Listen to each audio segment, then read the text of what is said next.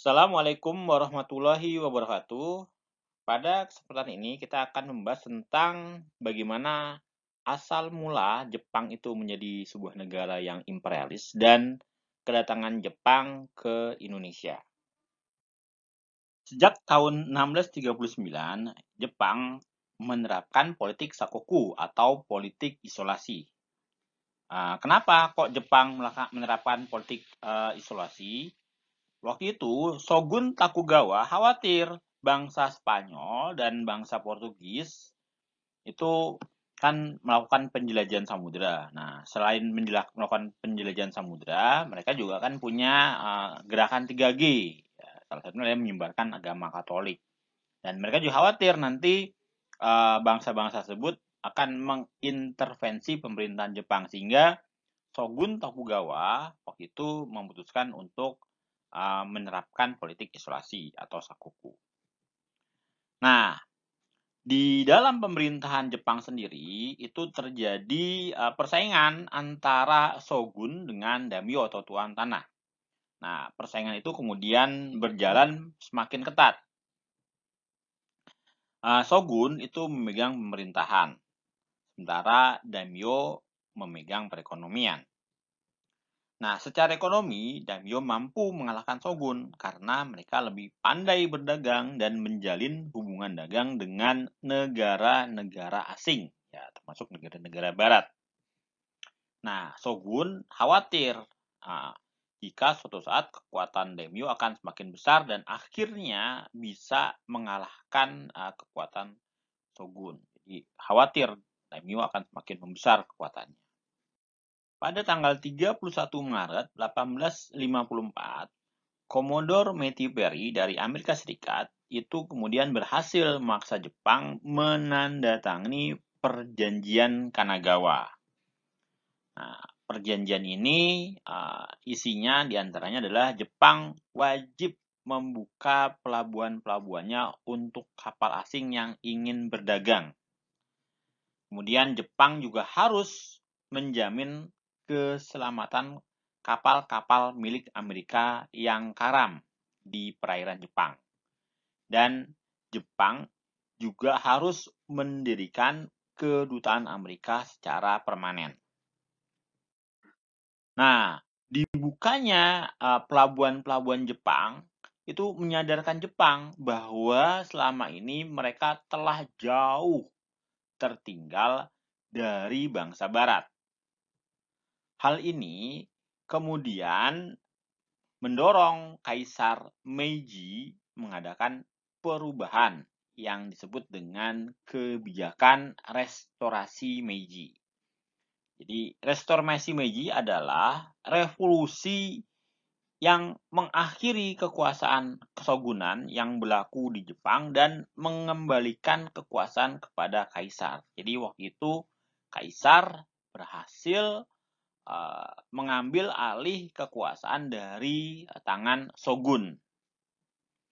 Nah, kemudian setelah itu Kaisar Meiji mengutus Iwakura Tomomi dan timnya dalam perjalanan diplomatik ke Amerika Serikat dan Eropa. Nah, misi tersebut dikenal dengan nama Misi Iwakura. Nah, adapun tujuan dari misi Iwakura adalah mempresentasikan restorasi Meiji ke negara-negara barat. Kemudian yang kedua, melakukan negosiasi ulang perjanjian dengan Amerika yang dirasa memberatkan Jepang. Dan yang ketiga, mengumpulkan informasi sebanyak-banyaknya tentang sistem sosial dan ekonomi Barat yang dirasa berguna bagi modernisasi Jepang. Nah, setelah berhasil negosiasi itu, kemudian dilakukanlah kebijakan restorasi Meiji. Dia di bidang militer, di bidang pendidikan, di bidang ekonomi, di bidang sosial, dan di bidang hukum. Restorasi Meiji di bidang militer dilakukan dengan melaksanakan wajib militer untuk laki-laki yang berusia 21 tahun. Nah, itu dilakukan selama kurang lebih 4 tahun. Kemudian membentuk tentara nasional. Dan yang ketiga, membeli berbagai perlengkapan senjata dari bangsa-bangsa barat untuk memodernisasi militer Jepang. Kemudian restorasi di bidang pendidikan dilakukan dengan melaksanakan wajib belajar dari usia 6 hingga 14 tahun. Kemudian memberikan beasiswa bagi pelajar Jepang yang mau belajar ke negara-negara barat. Kemudian mendatangkan guru dan konsultan pendidikan dari barat supaya pendidikan Jepang itu menjadi setara dengan bangsa barat dan menerjemahkan banyak buku ilmu pengetahuan dari barat yang berbahasa Latin diubah ke bahasa Jepang dan huruf Jepang. Adapun restorasi Meiji di bidang ekonomi itu dengan cara membangun pabrik industri, terutama industri yang mampu melakukan pengolahan terhadap sumber daya alam Jepang. Kemudian membangun sarana-sarana transportasi seperti jalan raya dan berbagai komunikasi sehingga memudahkan interaksi antar bangsa Jepang. Kemudian membangun pelabuhan-pelabuhan Jepang secara modern dan mendirikan bank-bank untuk membantu pinjaman modal. Adapun restorasi Meiji di bidang sosial yaitu dengan cara menghapus 4 kelas dalam sistem kemasyarakatan Jepang karena dengan adanya kelas-kelas seperti ini akan menyulitkan upaya modernisasi bangsa Jepang. Kemudian menghapus sistem feodalisme dan menggantinya dengan sistem pemerintahan terpusat. Ya, kan awalnya banyak tuan tanah. Nah, itu kemudian diganti dengan sistem pemerintahan yang terpusat, yang sentralistik. Mana para tuan tanah itu kemudian hanya menjadi pegawai pemerintah yang mendapatkan gaji. Adapun restorasi Meiji di bidang hukum dilakukan dengan mengubah sistem hukum dan konstitusi yang berlaku di Jepang itu agar sesuai dengan model hukum dan konstitusi barat. Mayoritas masyarakat Jepang itu memiliki kepercayaan Shinto. Nah, dalam ajaran Shinto itu diajarkan tentang Hakko Ichiu. Apa sih Hakko Ichiu? Jadi dalam Hakuichi itu negara di dunia merupakan satu keluarga besar dengan Jepang sebagai kepala keluarganya atau sebagai pemimpinnya. Nah, senada dengan Hakuichiu yaitu Jepang memiliki misi suci sebagai pelindung dan pemimpin bagi negara di dunia untuk mewujudkan perdamaian.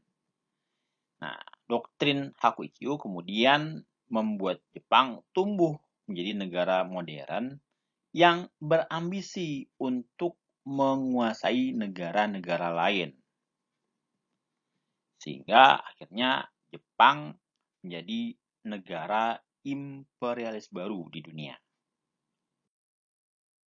Nah, adapun usaha Jepang dalam membangun dan memperluas imperiumnya diantaranya adalah melakukan perang Sino-Jepang I di tahun 1894 dan 1895.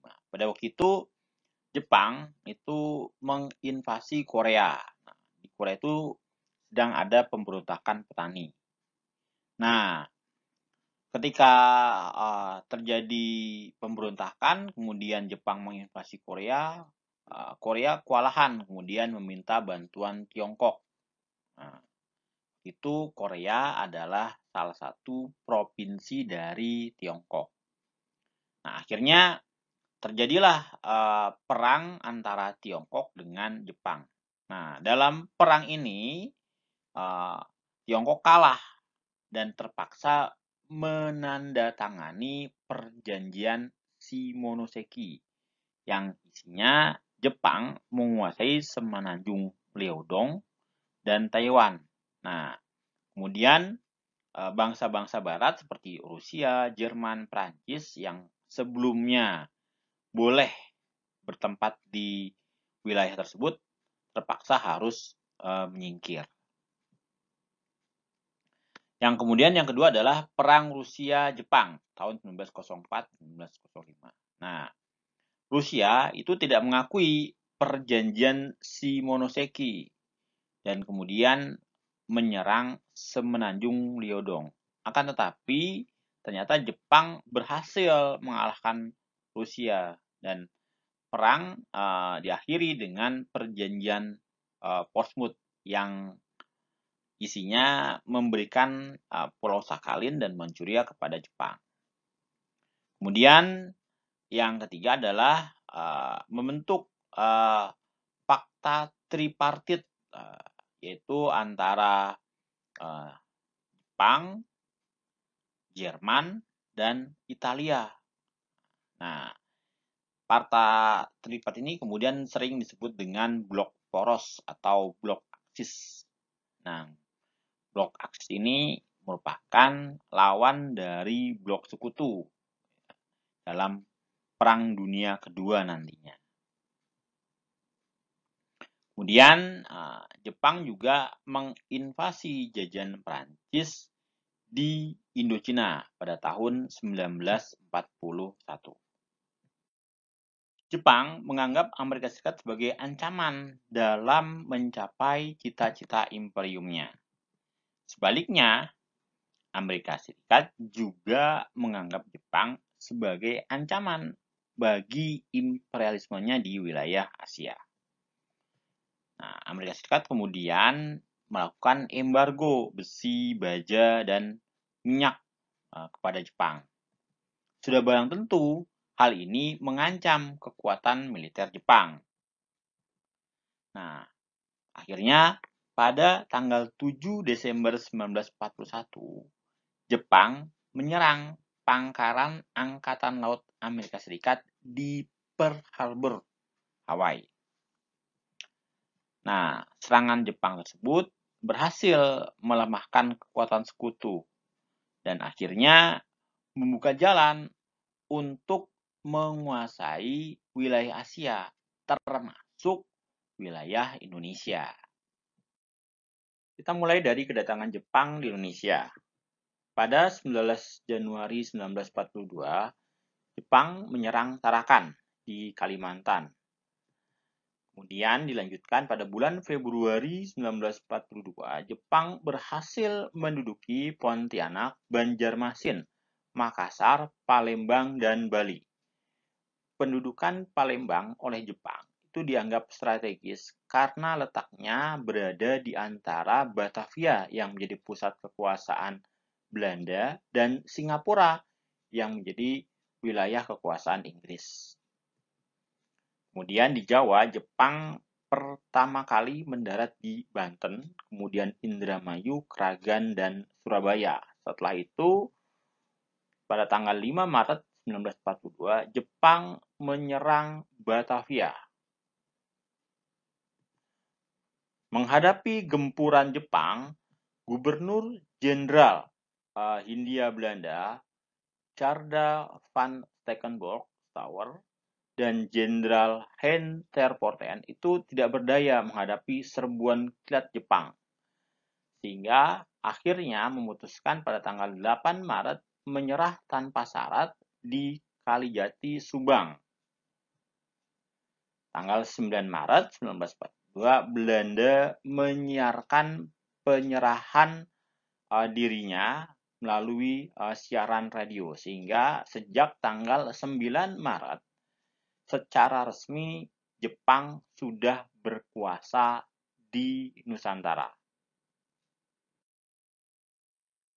Adapun tujuan Jepang datang ke Indonesia untuk menguasai sumber daya alam, terutama minyak bumi yang bisa dipakai untuk mendukung industri dan kampanye perang Jepang, yaitu Perang Asia Timur Raya atau Perang Pasifik.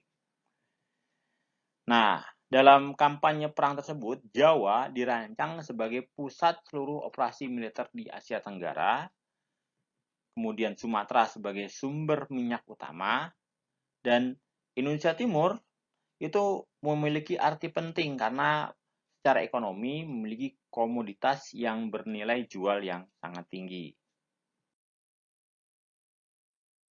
Nah, bagaimana respon bangsa Indonesia terhadap kedatangan Jepang?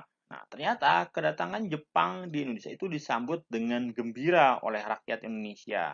Kenapa bisa seperti itu?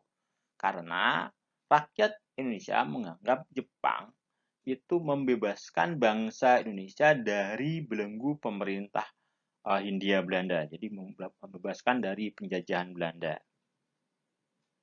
Nah, kemudian Jepang waktu itu berusaha menampilkan kebencian terhadap bangsa kulit putih ya, dengan cara menyiksa tawanan Belanda di depan umum, sehingga semakin menarik simpati rakyat Indonesia bahwa Jepang memang ingin membebaskan Indonesia dari Belanda. Nah, kemudian untuk tawanan-tawanan politik pribumi itu banyak sekali tawanan politik pribumi yang ditawan ketika pas masa pendudukan Belanda itu dibebaskan oleh Jepang. Soekarno, Hatta, dan lain sebagainya itu tokoh-tokoh yang dibebaskan oleh Jepang. Kemudian di awal bujuk rayu Jepang itu berhasil mengelabui rakyat pribumi. Rakyat pribumi itu makin percaya terhadap Jepang karena adanya ramalan Jayabaya. Jayabaya ini adalah raja dari kerajaan Kediri. Nah, dalam ramalannya, Jayabaya pernah menulis akan datang bangsa berkulit kuning dari utara yang berperawakan tidak tinggi, tidak pendek. Mereka akan menduduki tanah Jawa tetapi hanya seusia tanaman jagung dan akan kembali ke negerinya sendiri. Sedangkan tanah Jawa akan kembali dikuasai oleh anak negeri sendiri. Nah, itu menggambarkan bagaimana, wah berarti ini cuma sebentar doang. Kira-kira seperti itu. Upaya yang dilakukan Jepang untuk menarik simpati bangsa Indonesia diantaranya adalah, yang pertama, Jepang mengaku sebagai saudara tua bangsa Indonesia. Kemudian Jepang mengganti semua nama jalan, gedung dalam bahasa Jepang. Nah, untuk kota Batavia sendiri itu diganti oleh Jepang menjadi Jakarta dan demikian juga jalan-jalannya. Kemudian Jepang membentuk gerakan 3A yang dipimpin oleh Mr. Syamsuddin. Nah, Mr. Syamsuddin ini adalah seorang tokoh nasionalis. Nah, tujuannya adalah menarik simpati bangsa Indonesia agar mau membantu Jepang dalam menghadapi sekutu. Kemudian Jepang mengizinkan bangsa Indonesia untuk menggunakan bahasa Indonesia, menyanyikan lagu Indonesia Raya, dan mengibarkan bendera merah putih. Ya, sudah barang tentu syarat-syaratnya adalah bahasa Jepang juga dipelajari, kemudian lagu kebangsaan Jepang Kumigayo juga dinyanyikan, dan bendera Jepang Hinomaru juga dikibarkan di samping bendera merah putih. Nah, selama pendudukan Jepang di Indonesia, wilayah Indonesia dibagi menjadi 3 wilayah. Sumatera itu berada di bawah kekuasaan Angkatan Darat ke-25, Jawa dan Madura di bawah kekuasaan Angkatan Darat ke-16, dan Kalimantan serta Indonesia Timur itu dikuasai oleh Angkatan Laut. Pada masa pendudukan Jepang, wilayah Indonesia itu dibagi menjadi 10 karisidenan atau shu.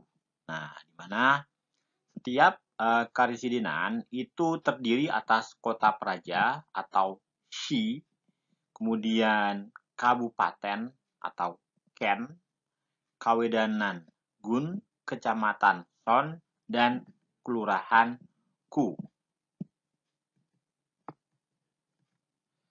Nah, kemudian kebijakan yang lainnya adalah mengangkat tokoh politik Indonesia ke dalam struktur pemerintahan, seperti Profesor Supomo, Hussein Jayadiningrat, dan R.M. Suryo. Meski demikian, jabatan tertinggi dalam sebuah lembaga tetap dipegang oleh orang Jepang.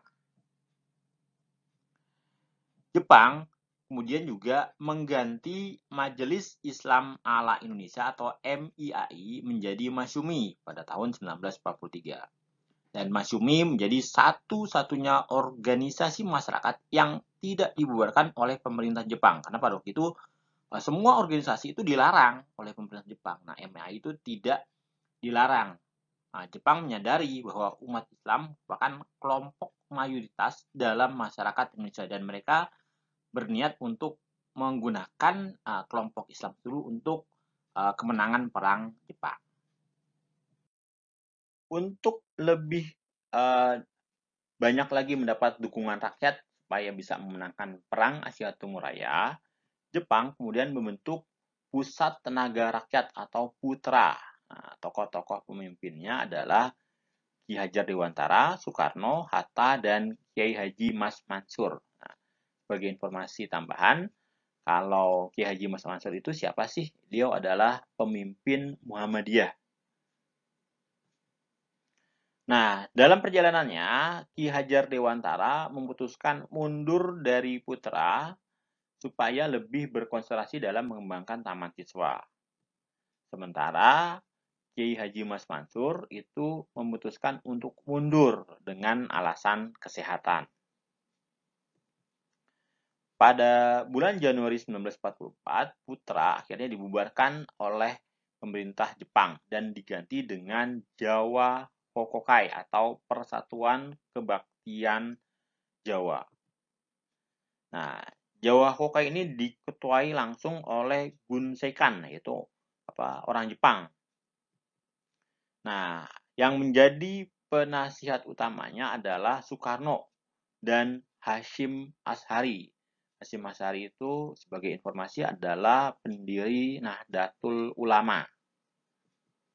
Kemudian untuk penggerak organisasi ada Muhammad Hatta dan Kiai Haji Mas Mansur. Pengaruh Jawa Hokokai itu sampai ke desa-desa melalui tonarigami atau rukun tetangga. Nah, RT atau RW yang sekarang kita kenal itu adalah warisan dari masa pendudukan Jepang.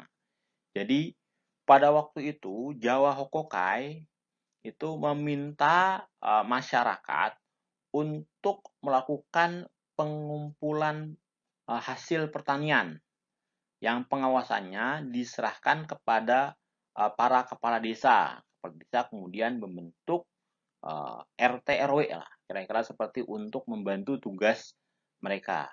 Nah, kemudian para kepala desa ini kemudian mendapat pelatihan sebelumnya oleh Jepang bagaimana mereka harus menyerahkan hasil pertanian supaya bisa menunjang perang Jepang dan memenuhi berbagai kebutuhan-kebutuhan yang lainnya. Nah, akibatnya waktu itu muncul sejumlah peraturan-peraturan yang merugikan petani seperti keharusan untuk menjual beras kepada pemerintah dengan harga yang sangat murah sehingga akhirnya petani menjadi rugi ya, dengan alasan untuk mendukung keperluan perang. Nah, ini ada salah satu hashtagnya yaitu serahkanlah padi. Nah, itu adalah yang kira lagi trending ketika waktu itu. Kita lanjut. Nah, Jawa Hokokai kemudian membentuk barisan pelopor yang tugasnya adalah untuk menyiarkan propaganda Jepang dan melakukan latihan perang gerilya. Pada tahun 1943 itu Jepang mendirikan Masyumi dengan pemimpinnya yaitu Hasyim Ashari. Adapun tujuan Jepang mendirikan Masyumi adalah untuk mengendalikan umat Islam yang ada di Indonesia. pada bulan Desember 1944, Masyumi diizinkan membentuk barisan Hizbullah, nah, yaitu barisan pembela agama Islam, tentaranya Masyumi lah, kira-kira seperti itu. Tapi itu masih di bawah kendali Jepang, dikasih pelatihan juga sama Jepang. Pada tanggal 5 September 1943, Jepang itu membentuk Chuo-Shang-in atau Dewan Penasehat Pusat yang dipimpin oleh Soekarno. Kemudian juga ada Chuo-Shang-kai atau Dewan Penasehat Daerah. Adapun tugas dari Chuo-Shang-in adalah mengajukan usul kepada pemerintah serta menjawab pertanyaan pemerintah mengenai soal politik, ya. Jadi misalnya ini kebijakan seperti ini harusnya apa nih? Kira-kira seperti. Jadi kalau misalnya ada respon dari masyarakat, itu Chuo Shang-in atau Chuo Shang-kai yang memberikan jawaban. Nah, kemudian berdasarkan dari hasil sidang ke-8 Chuo Shang-in di bulan Juli 1945, Jepang kemudian membentuk Gerakan Rakyat Baru.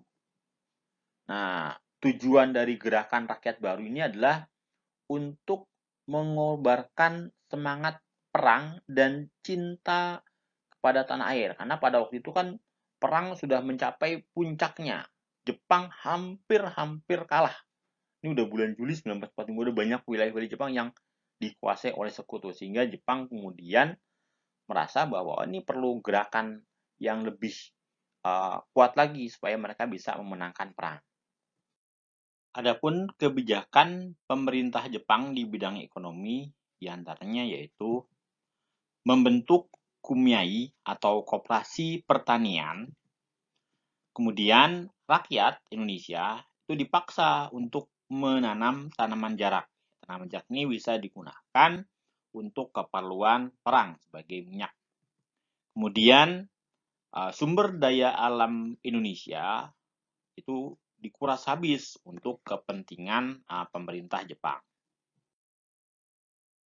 Jepang yang menginginkan memperoleh sumber daya manusia serta alam Indonesia demi kepentingan ekonominya, kemudian melakukan pengerahan kerja paksa yang kita kenal dengan nama Romusha. Umumnya yang dijadikan Romusha adalah para petani yang dikerjakan sebagai buruh untuk membangun berbagai sarana perang seperti lapangan terbang, jalan kereta api, jalan raya, atau membangun ruang perlindungan bawah tanah. Mereka bekerja begitu berat dan kurang sekali asupan gizinya, sehingga menurut data dari sekitar 500.000 Romusha yang direkrut di awal perang, hanya tersisa sekitar 70.000 yang berhasil selamat dan masih ditemukan dalam keadaan hidup ketika perang berakhir. Hal ini wajar karena memang pekerjaannya itu sangat berat sekali karena mereka disuruh kerja keras tapi hanya makannya mungkin hanya nasi sama garam aja, ya nggak ada gizinya berarti kan. Oke, sekian dulu untuk materi masa pendudukan Jepang. Kurang lebihnya mohon maaf. Wassalamualaikum warahmatullahi wabarakatuh.